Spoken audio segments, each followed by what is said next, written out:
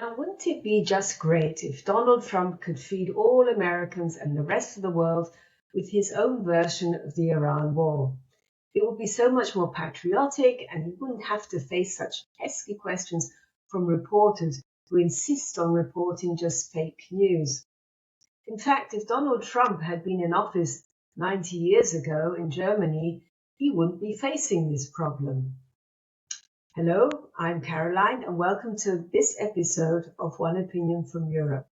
In this podcast, I take a look at certain situations in America, but from a European perspective. My mother grew up in Nazi Germany, so I always have that type of slant. In Nazi Germany, media control wasn't just about censorship. It was about the total coordination of every professional and creative outlet to serve the state. The goal was to ensure that every German citizen heard, saw, and read the same message until it became part of their perceived reality. Joseph Goebbels was the champion of Nazi propaganda. His ministry controlled the press, radio, theatre, literature, and music. The Nazis were among the first to recognize the power of the radio as a direct line into the home. The government mass-produced cheap radios that lacked shortwave bands. This made it difficult for citizens to tune into foreign broadcasts like the BBC loudspeakers. Now, what sort of situation is Donald Trump facing today? Well, poor old Donald, he's having a much harder time of it. He huffs and he puffs, he abuses journalists and media outlets, and is definitely trying his best to do away with free press. While criticizing a report regarding damaged US aircraft and an AI-generated video showing a US aircraft carrier on fire, he wrote in Truth Social, "The story was knowingly fake, and in a certain way you can say that those media outlets that generated it should be brought up on charges of treason for the dissemination of false information."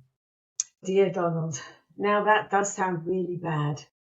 The only problem is, though, that you can only charge people with treason during a war. And as we all know, Congress has not declared a war. So I think that idea is going to fall by the wayside. Donald Trump and his administration must be given high marks, at least for trying hard. His state regime media outlet, Fox, averages about 2 million viewers per day, and Newsmax about 250,000.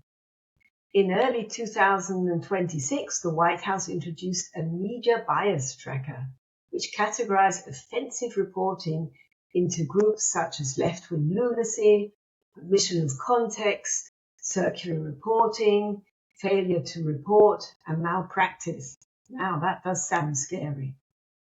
During a recent visit of FCC Chairman Brendan Carr to Mar-a-Lago, it was decided that the FCC would threaten to revoke licenses of rogue news stations such as ABC and CBS. The problem, however, is that, as pointed out by the lone Democratic FCC Commissioner Ana Gomez, she said, "Stop falling for FCC's intimidation tactics." She argued that these threats are baseless because the FCC has not actually taken any formal enforcement action and has vanishingly little power over national networks. So it looks like there's another good idea headed for the waste paper basket. Now, additionally, lawfare tactics are becoming a weapon of choice against mainstream corporate media. Journalists such as Don Lemon and Georgia Fort have been arrested for covering protests in Minneapolis.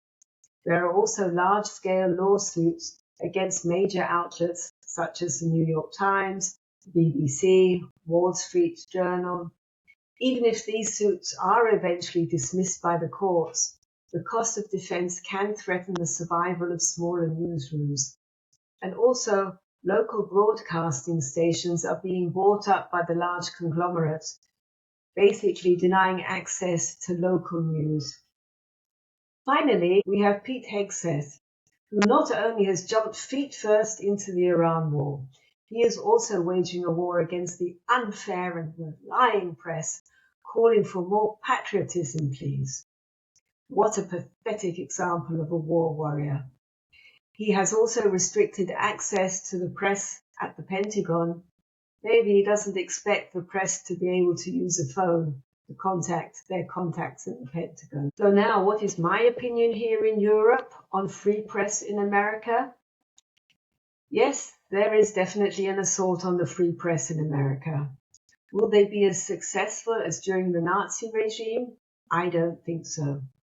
Luckily, due to technology today, specifically the internet and mobile phones, the administration's spin on news cannot be contained to just one news outlet. Although the legacy media has been significantly bending the knee, we still see courts protecting free speech, and very importantly, we have today the free independent press. More and more journalists who have been either harassed or fired are setting up their own free press sites. For example, we have Mehdi Hassan, Joy Reid, Don Lemon, Terry Moran, Jim Acosta, just to name a few, and they are doing excellent work and reporting. They are now free and becoming more successful and powerful on their new platforms. Podcasters such as Midas Touch, Brian Tyler Cohen, Jack Cocchiarella, and Keith Edwards are becoming more and more popular and are a great source for informed and accurate reporting and opinions. It will be interesting to see what future holds for these alternative reporting networks. We can only hope it is a good one. So this has been my take on free press in America. If you found this episode interesting, please feel free to leave a like and subscribe. I would be very happy to hear from you in the comments, and I look forward to covering a new episode and a new subject soon. Thank you and take care. Bye.